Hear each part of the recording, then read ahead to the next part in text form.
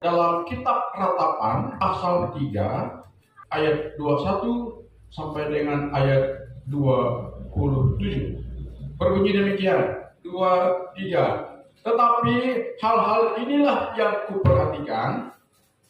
Oleh sebab itu aku akan berharap tak berkesudahan kasih setia Tuhan, tak habis-habisnya rahmatnya, selalu baru tiap pagi, besar kasih setiamu.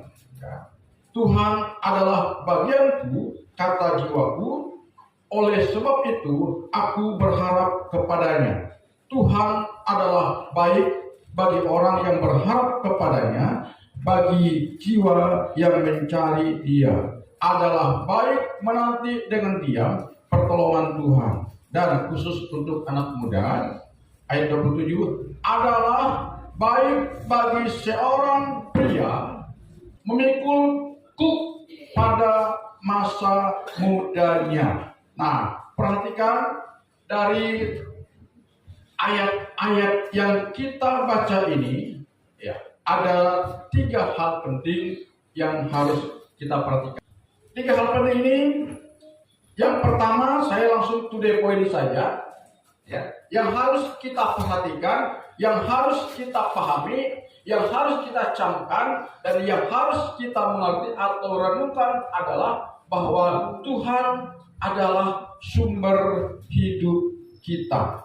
Ayat 24 mengatakan, Tuhan adalah bagianku, kata jiwaku, oleh sebab itu aku berharap kepadanya. Dan kalau kita sudah mengakui, mengimani Tuhan sebagai sumber hidup kita, dan tanpa ada ketergantungan kita dengan sumber hidup kita, binasalah pada akhirnya kita nanti di kekekalan. Ingat, poin pertama yang harus kita perhatikan, yang harus kita pahami adalah menyadari, mengakui bahwa hidup kita yang saat ini sedang kita nikmati adalah karena Tuhan, bersumber dari Tuhan. Itulah sebabnya kita harus percaya kepada Tuhan. Itulah sebabnya kita harus berharap kepada Tuhan. Itulah sebabnya kita harus berserah kepada Tuhan. Itulah sebabnya kita harus mengandalkan Tuhan, melibatkan Tuhan. Kalau Tuhan itu sumber hidup kita, maka jadilah Dia andalan hidup kita. Dan kalau kita mengandalkan Tuhan, kita tidak akan dikecewakan oleh Tuhan. Kemudian yang kedua yang perlu kita perhatikan adalah karena Tuhan pemilik dan bertanggung jawab atas hidup kita sebagai sumber hidup kita, di mana kita berasal, maka Dia akan menunjukkan kasih setianya, rahmatnya kepada kita sampai akhir hayat kita. Bahkan kalau kita tidak putus hubungan dengan Tuhan sampai kepada kekekalan. Nih dari ayat 23 dan ayat 24 berkata, ya. Ayat 22 sampai dengan ayat 24 berkata, ayat 23. Tak berkesudahan kasih setia Tuhan, tak habis-habisnya rahmatnya, selalu baru tiap pagi. Artinya kasih dan rahmat Tuhan tak berkesudahan bagi orang yang sudah menjadikan Tuhan sebagai sumber hidupnya. Amin. Ibarat kita, ya, kalau kita ada di tepi aliran sungai yang sehat. Jadi sungai itu mau kemarau, mau tidak kemarau, air terus mengalir. Katakan amin.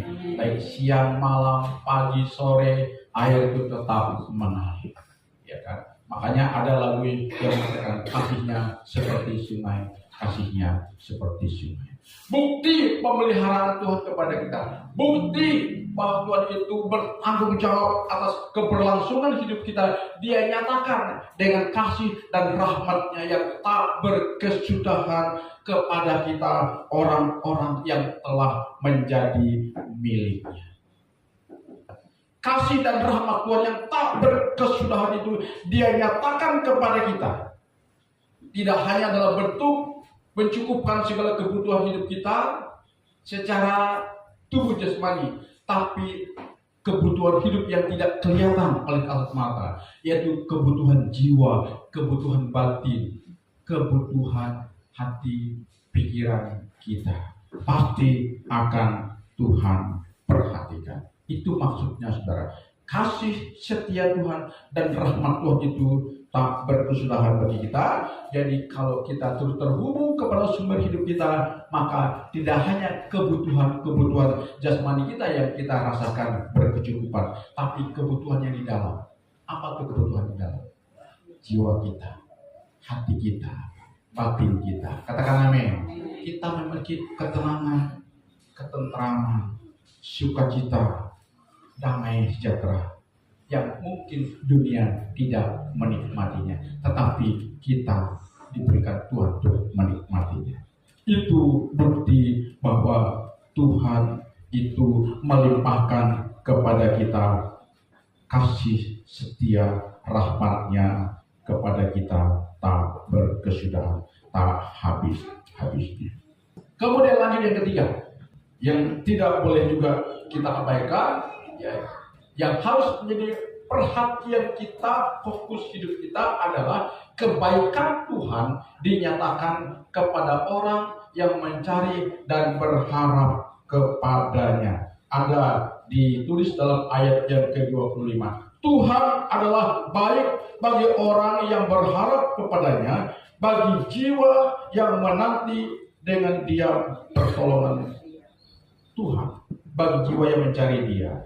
Orang yang berharap kepada Tuhan adalah lebih baik hidupnya. Orang yang mencari Tuhan, orang yang berharap kepada Tuhan, pasti orang itu menikmati kebaikan Tuhan. Katakan amin. Haleluya. Karena itu mari kami ingin mengajak kita sungguh-sungguhlah kita untuk menyerahkan hidup kita kepada Tuhan, sebab dengan Tuhan kita tidak akan dikecewakan.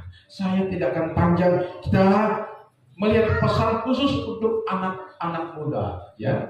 Ayat 27, pesan tambahan, ya. Untuk anak muda, ayo kita baca. Ayat 27, adalah baik bagi seorang pria, bagi seorang wanita memiliki hukum pada masa mudanya. Apa arti daripada ayat ini? Ya, memiliki hukum pada masa mudanya adalah seorang anak muda, ya, jangan sampai menyia-nyiakan waktu kemudaan kita untuk hal-hal yang tidak berguna. Ya, gunakan masa muda kita untuk persiapan hari depan yang lebih baik. Itu maksudnya, ya. Memikul pada masa mudanya. Artinya masa muda inilah masa yang paling, masa keemasan untuk kita berkarya, ya, untuk kita mempersiapkan diri untuk hari depan yang lebih baik. Coba cek evaluasi hidup kita. Bagaimana kita memanfaatkan waktu muda kita? Apakah waktu kita selagi kita muda ini waktu yang produktif atau bias menjadi sia-sia? Coba kalau kita cek atau kita evaluasi, lebih banyak waktu di masa muda kita gunakan, kita sia-siakan, tidak kita manfaatkan dengan baik. Maka kami sebagai hamba Tuhan mengingatkan kita, kalau kita abai memperhatikan ini, jangan menyalahkan Tuhan kalau masa depan kalian akan suram. Jangan kalian berkata, hidupku sudah nasib, ini sudah takdirku. Jadi orang bodoh ialah yang berkata hidup adalah takdir, hidup adalah nasib. Karena hidup itu perlu dipersiapkan, perlu direncanakan. Katakan amin. Halo? Jadi masa muda kita jadikan semacam arena pertandingan untuk mengumpulkan piala-piala untuk kejayaan masa depan kita. Amin. Karena ketika masa muda inilah kita masih punya tenaga yang cukup, yang kuat, ya kan? Pikiran kita masih fresh, tidak seperti kami, ya kan? Kami ini memang semangat kerja, semangat juang masih tinggi, cuma tenaga sudah mulai loyo. Nah, itu bedanya. Tapi kalau anak-anak muda semangat tinggi, tenaga mendukung, ya kan? Apalagi didukung dengan skill, talenta, dengan keahlian luar biasa. Masa depan pasti akan cerah. Katakan amin. Amin. Ya, tapi kalau kita tidak bersedia memikul kuk pada masa muda kita, tidak mau sakit maksudnya kan? Jadi kalau kita siap sakit dulu, berakit-akit dulu, berakit-akit dulu, baru kita akan bersenang-senang kemudian. Itu yang dimaksud. Ya, tadi ayat mengatakan ada lebih baik seorang pria memikul kuk pada masa mudanya, bekerja keras, bekerja cerdas. Amin. Itu dia. Bekerja keras, bekerja cerdas. Keras ada hasil, cerdas mengatur hasil kerjaan kita, mempenet hasil usaha kita. Niscaya masa depan cukup. Amin. Nanti bagus. Ya. Tapi kalau ini kita abaikan, bukan Tuhan yang salah, bukan latar belakang yang salah, bukan aku dilahirkan dari keluarga petani, bukan itu yang salah. Yang salah adalah diri sendiri, bukan orang lain, apalagi Tuhan, tapi diri kita sendiri. Ini khusus pesan anak muda. Ya, dunia ini sudah semakin semakin maju, tingkat persaingan hidup semakin ketat, ya, semakin ketat. Ya, kalau kita berdiam diri, tidak punya kiat-kiat yang jitu mempersiapkan hari depan kita akan dilindas oleh perubahan zaman ini. Nah, kalau kita dilindas oleh perubahan zaman ini, maka jangan kita berkata, ya nasibku sudah begini, ya ini sudah takdir.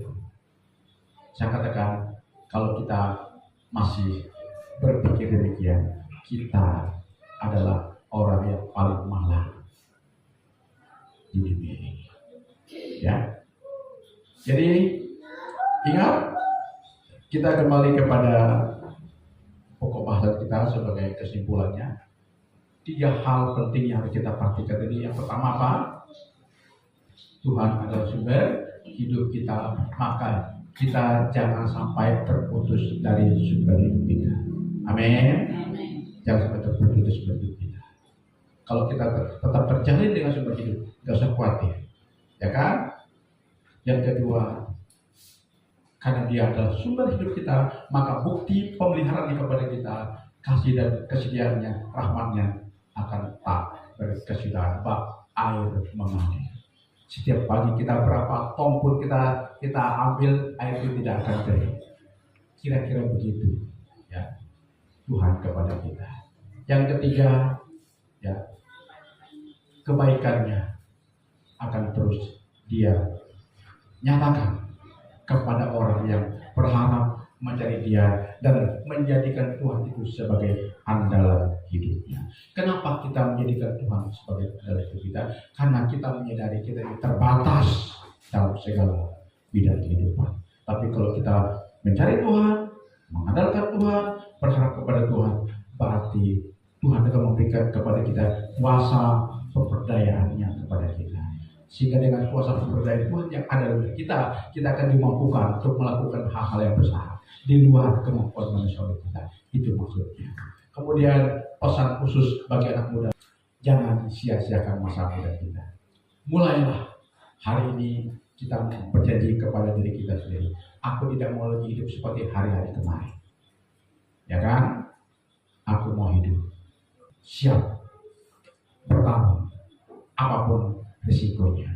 Aku mau sakit dan jangan gengsi. Sebab kalau orang gengsi, tidak mau kerja itu, tidak mau kerja ini, tidak mau lakukan itu, tidak mau lakukan ini, hanya semata-mata karena gengsi, maka hidupnya nanti tidak akan bergengsi. Justru dia akan terpuruk dan akan mempermalukan dirinya. Jadi mari anak-anak muda, ya, manfaatkan masa muda kita untuk persiapan hari depan yang cerah, hari depan yang indah. Dan jika kita bersama Tuhan, pasti harapan, mimpi, cita-cita kita akan dapat kita wujud nyatakan. Tuhan Yesus memberkati kita.